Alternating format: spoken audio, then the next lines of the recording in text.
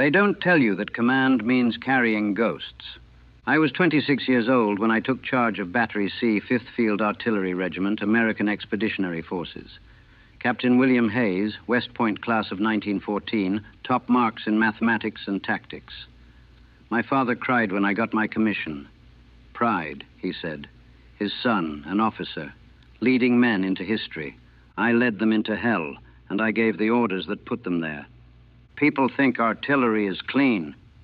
You're miles behind the front lines, they say. Safe, scientific. You do calculations, adjust firing solutions, send shells downrange at coordinates on a map, numbers and trajectories. Mathematics, not murder. That's what I thought, too, at first. I grew up in Philadelphia. Good family, good schools. I wanted to serve, wanted to make a difference. The war seemed like an adventure, a chance to prove ourselves against the Germans. I studied artillery because I was good with numbers, because it seemed rational and precise, cause and effect. Pull the lanyard, shell goes here. Simple. Nothing about war is simple. We shipped out in June 1917, full of confidence and patriotic fervor. My battery, 6 75mm field guns, 150 men under my command. Good men, most of them. Farm boys from Iowa and Minnesota, factory workers from Chicago and Detroit. They looked at me with trust in their eyes. Their officer, their leader, the man who'd keep them safe and bring them home. I remember their names, all of them, every single one. Sergeant Frank Morrison from Des Moines, married, 2 kids, always had a photograph he'd show anyone who'd look. Private Danny Kowalski, just turned 19, wanted to be a teacher. Corporal James Chen, immigrant family, joined to prove he was American. Lieutenant Thomas Bradford, my second-in-command Yale man, engaged to a girl named Sarah. I remember because I killed some of them, not the Germans. Me. We got our baptism by fire in October 1917. Supporting an infantry assault near the Meuse-Argonne. Intelligence said light resistance, soft target. Our shells would clear the way, they said. The doughboys would walk through. I was in the forward observation post with Bradford, watching through field glasses as our guns opened up. The mathematics were perfect. Range, 4,200 yards. Deflection, adjusted for wind. Fuse setting, impact. I called the coordinates back to the battery by field telephone, calm and professional, just like training. Fire for effect. The guns spoke. Beautiful, in a terrible way. That rolling thunder, the ground shaking under your feet. You could see the shells arc through the sky if you knew where to look. Watched them fall into the German trenches 2.5 miles away. Explosions blooming like steel flowers. We'd practiced this 100 times. I knew my job. Adjust fire, walk the barrage forward, suppress enemy positions, create a wall of steel that our infantry could advance behind. The theory was sound. Then the wind shifted. It was just a few degrees, barely noticeable. But at 4,200 yards, a few degrees means 50 yards. Means the difference between enemy trenches and friendly positions. I saw it through my field glasses. The next salvo falling short, right into the assembly area where our boys were waiting to go over the top.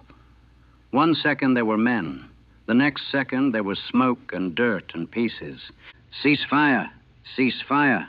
I was screaming into the telephone, check fire. But artillery doesn't stop instantly. 6 more rounds were already loaded, already fired, already in the air. 6 more shells falling into our own men. I watched them land, watched American soldiers, boys I'd had breakfast with that morning, disappear in the blasts.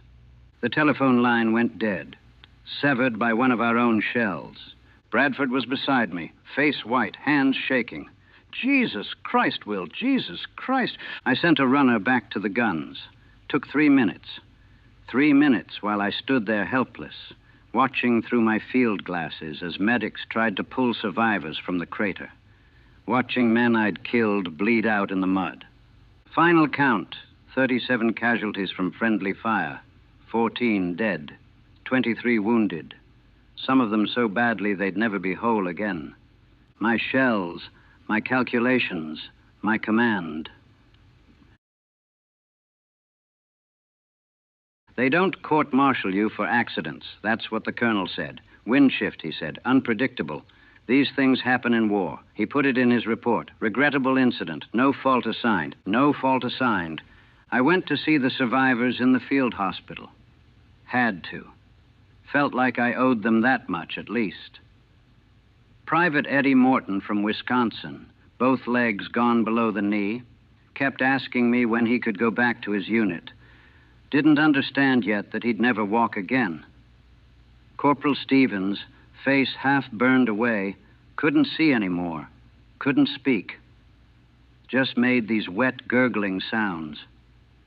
They didn't blame me. That was worse somehow. They'd shake my hand, the ones who still had hands, and tell me it wasn't my fault. War is hell, Captain. No one's fault. But I held the telephone. I called the coordinates. I gave the order. We went back into action 2 days later. New objective, same job. Put steel on target. I stood in that observation post with my field glasses and my maps and my slide rule, and my hands wouldn't stop shaking. Every calculation I ran 3 times, every adjustment I double-checked, every fire mission, I'd see those boys in the crater. Bradford noticed. You need to pull yourself together, Will. The men are counting on you. The men were counting on me. That's what command means. Making decisions when you're terrified of making decisions. Giving orders when every order might kill someone. Sending shells downrange knowing that mathematics isn't perfect, that wind shifts, that maps are wrong, that coordinates get confused. Knowing that you'll kill people and some of them might be your own.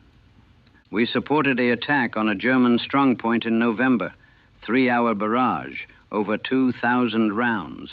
I watched every impact, adjusted every gun, walked that steel curtain right up to the enemy trenches.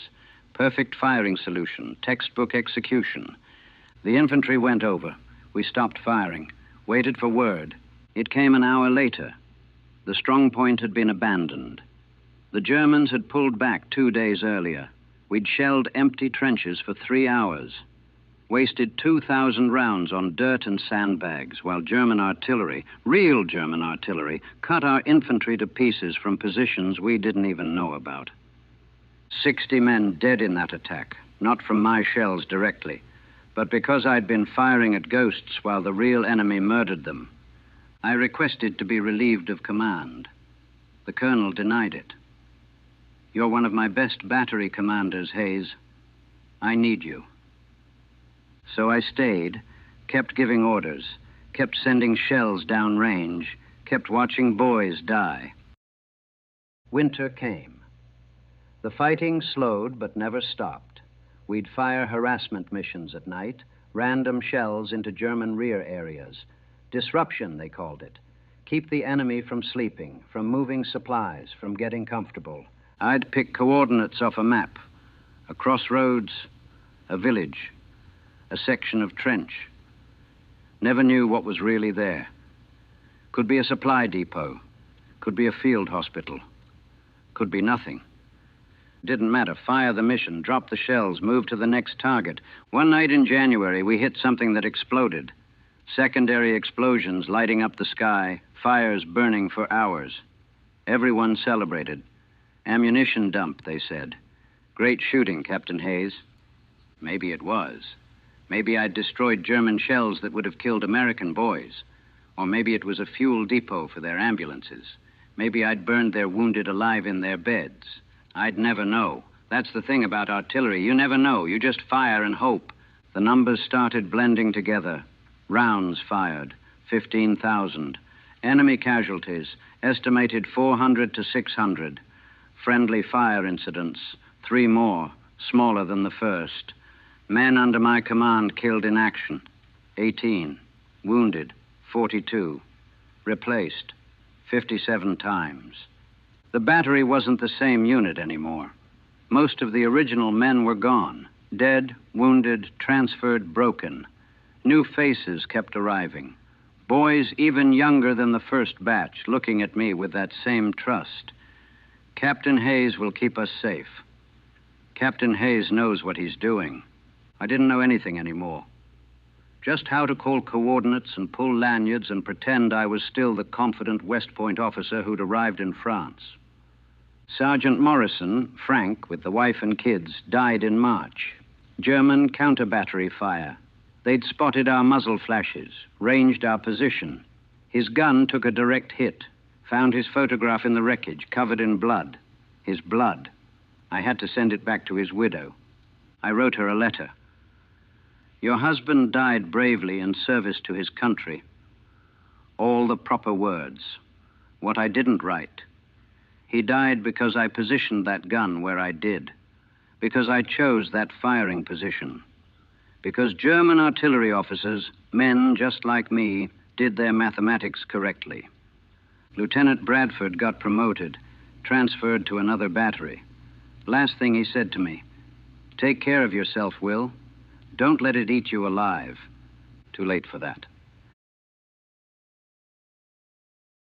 My breaking point came in April 1918 during the spring offensive. We were supporting a counterattack, trying to stop the German push. Desperate fighting, the kind where nothing is clean or clear or simple. I was directing fire from an observation post, had 3 batteries under my coordination. Lots of targets, lots of shells, lots of chaos. Infantry calling for support, Germans advancing, our lines buckling. I was triaging. This target first, that target second, those coordinates third. A runner came up, out of breath. Captain Jennings needed fire support immediately. His company was being overrun. He gave me the coordinates, screamed into my ear over the noise of the guns. I called it in. Fire mission, enemy infantry in the open, coordinates. I read them back. Shot out, came the response. 30 seconds later, splash. I watched through my field glasses. The shells landed exactly where they were supposed to, right on target. Perfect shooting. Right on top of Captain Jennings' company. The runner had given me the wrong coordinates. Or I'd heard them wrong. Or I'd written them wrong. Or I'd read them back wrong. Somewhere in that chain, exhaustion, noise, fear, chaos, the numbers got switched. I killed 63 American soldiers in 30 seconds of perfect gunnery. I think I screamed. Or maybe I was silent. Bradford told me later I just stood there, field glasses still up, watching what I'd done. Watching men, my men, our men, die because I'd put the decimal point in the wrong place. They pulled me off the line. Shell shock, they said. Combat fatigue, needed rest. The colonel was kind about it, told me I'd done my duty, that any man would break eventually under that strain. But I hadn't broken from enemy action. I'd broken from my own. From carrying the weight of all those orders, all those coordinates, all those deaths. They sent me to a hospital in the rear. Same place I'd visited after that first friendly fire incident. Some of those men were still there. Morton, still learning to use his prosthetics. Stevens, still blind and mute. They probably didn't recognize me.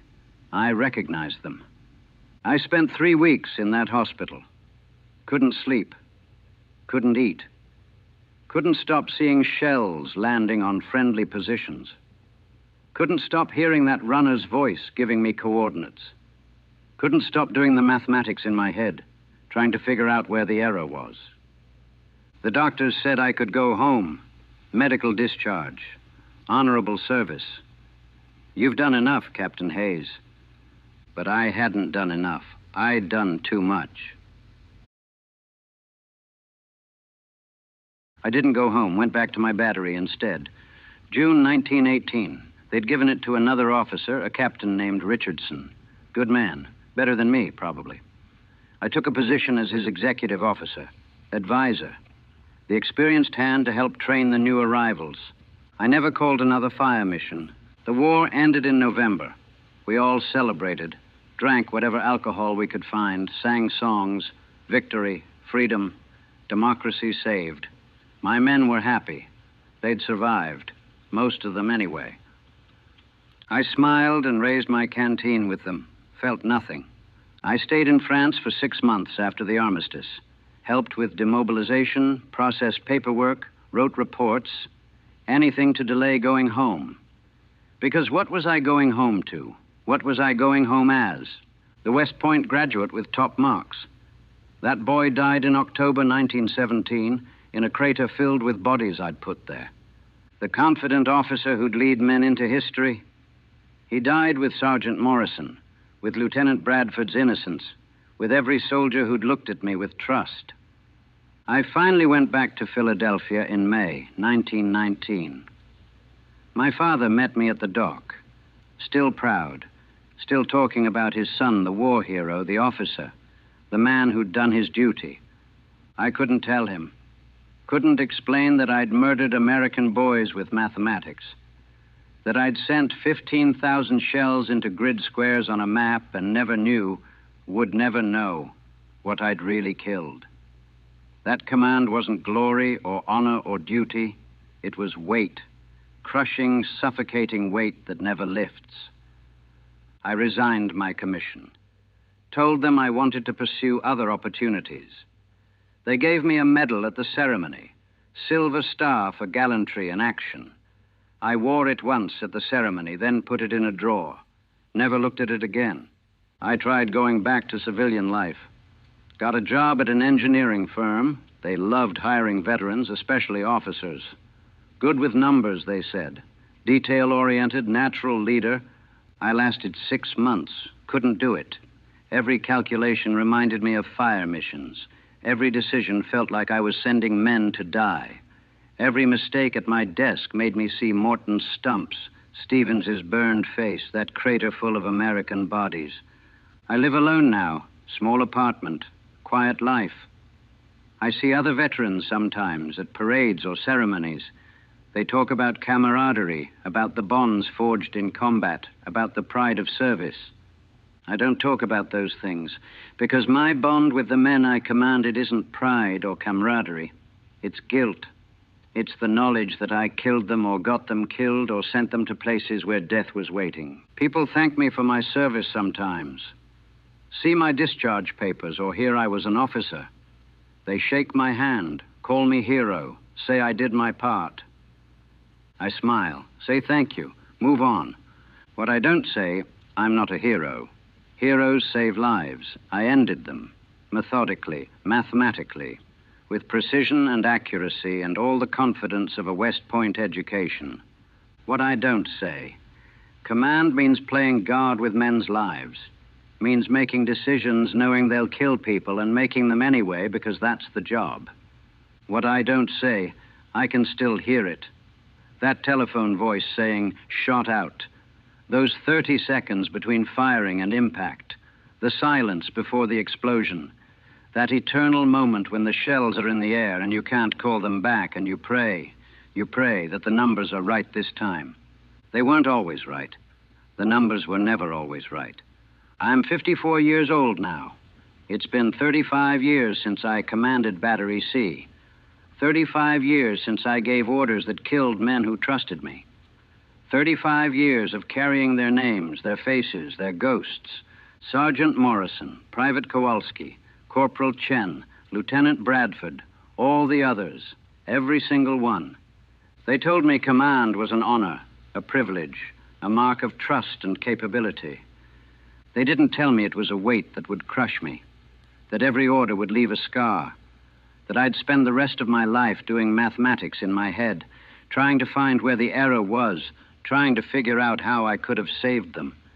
They didn't tell me that coming home doesn't mean leaving the war behind, that I'd still be in that observation post, field glasses up, watching shells land where they shouldn't, that I'd still be hearing fire for effect in my sleep. They didn't tell me that the boy who wanted to serve, who wanted to make a difference, who wanted to lead men into history, That boy would die in France, too. Not from German shells, from American ones, from the weight of command. I survived the war, got my honorable discharge, my medal, my thank yous, but I never came home. Part of me is still there in that observation post, watching boys die from my orders. Still trying to call ceasefire, still failing. Command means carrying ghosts. They don't tell you that at West Point, but they should.